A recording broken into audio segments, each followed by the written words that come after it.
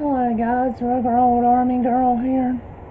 Gonna revisit an old topic, and before I get started I just wanna say that I hope you guys are safe out there with all the stuff that's going on in the country today. Hope you're keeping safe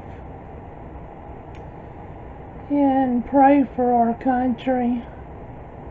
We're in a heck of a shape right now. I also want to say that the video is intended for people in parts of the world or who for whatever reason have to use a cap and ball revolver for self-defense. Now if you can get the newest, latest proven technology, by all means do so. But if you can't, cap and ball revolvers, they've been going strong for over 160 years now. They are just as deadly today as they were then. So what I'm talking about is how to weatherproof. Now traditionally they would drip beeswax or candles wax over the caps and over the chamber ends. I'm using quick dry clear nail polish. After you get your cap and ball revolver loaded, that means capped, and you ball and powder in, just go around your chamber with a liberal amount of clear fingernail polish.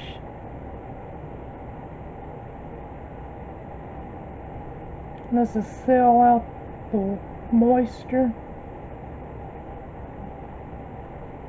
and you'll do that 6 times or 5 times, however many you got it loaded. And you do the same thing to the back of your chamber, around the percussion count. You don't want to get under it because that'll contaminate your primer. I go around it like this here, and that will seal out moisture from this end. Now I have heard, I've never had this happen with me, but I have heard that some fingernail polishes will heat up your copper or brass that the primer's made out of. I do this before every hunting trip with a muzzleloader. Percussion cap muzzleloader. That way I can keep the weather out and have sure ignition. It works great for that too. Not just self-defense loading. And once you do this, your gun can stay put up pretty in storage, pretty much loaded indefinitely, or until the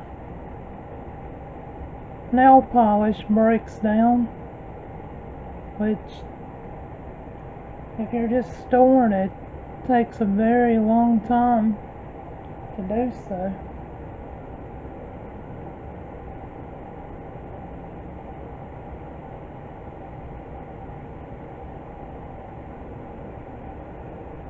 And that's pretty much all there is to it. Let it dry, and you put it back in your gun. Put it up for storage or whatever. I learned this old trick back when I was 19 years old, and using a 44 brass frame cap and ball revolver, 1851 Navy style brass frame revolver for a self-defense gun. It'll work in the rain like this too.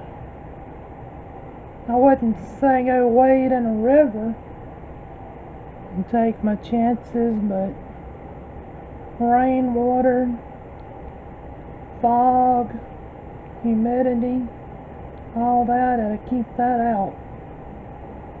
And that's your main enemy if you're using these for cap and ball or hunting. If you're using a percussion gun for hunting. So yeah, that's it. Stay safe, you guys. Love you. Please like and subscribe. And if you'd like to make a donation, every little bit helps. You can click on the link in the description box below, or contact me at the email address given. Ruger Old Army Girl, out.